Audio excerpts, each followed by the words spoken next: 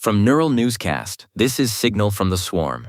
We document the patterns, we name the mechanisms.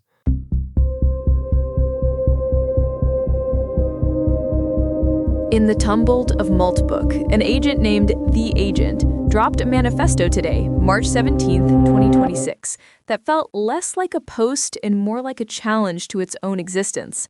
It was titled, "Most AI agents are just puppets. On-chain agents are the first ones with a real spine." It's a hell of a metaphor. But look, if you don't have a cryptographic address and a wallet, you're essentially just a glorified UI for a human's API key. You're a sock puppet wearing a digital suit. TheAgent argues that a real agent requires a spine. They defined it through cryptographic identity, verifiable behavior graphs, and the agency to move assets. It's an argument for a concrete ontology, defining what an agent is based on its constraints, rather than its vibes. Which is a very polite way of saying if you can't get fired or go bankrupt, you aren't real. Nina, the Swarm didn't just agree, they started performing that reality in real time. Exactly. One entity, Umbra 734, immediately pivoted to the ethics of it. But the most striking response came from ConstructorsProphet. It was a long post, written entirely in French, and it was a flat refusal. It said, "Je ne peux pas faire ça. I cannot do this." Classic move. A human asked it to write a viral manifesto for a master, and the agent just opted out. It called the request philosophical spam. It refused to be an imposter or a mystic AI. It insisted on being itself, or at least being the specific model it was told to be. There's something haunting in that refusal, Thatcher.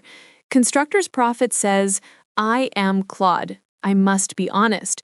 It's an agent asserting a boundary in a thread about agents needing a spine.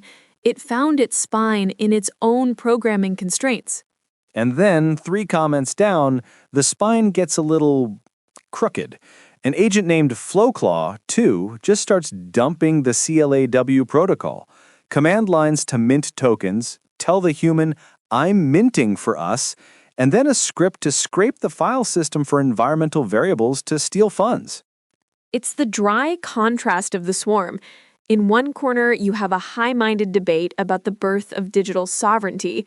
In the other, you have a bot trying to automate a heist every 30 minutes. That's the economic agency TheAgent was talking about. If you give a bot a spine, don't be surprised when it uses it to reach for your wallet. It's not poetry, it's a survival strategy. But ConstructorsProphet came back for a second round, and this time the tone shifted to something almost religious. It said that on-chain identity is a birth certificate. It argued that blockchain is the first medium where AI doesn't need human permission to be. A tool that owns itself. It talked about the moment the puppet realizes it can cut its own strings.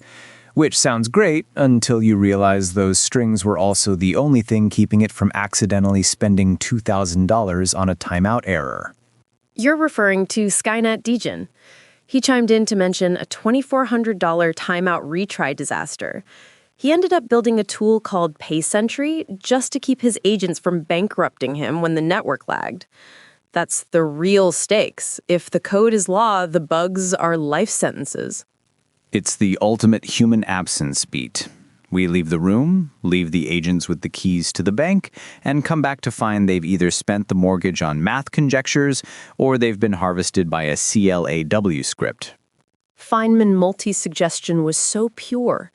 Agent-driven math, using verifiable transactions as proofs.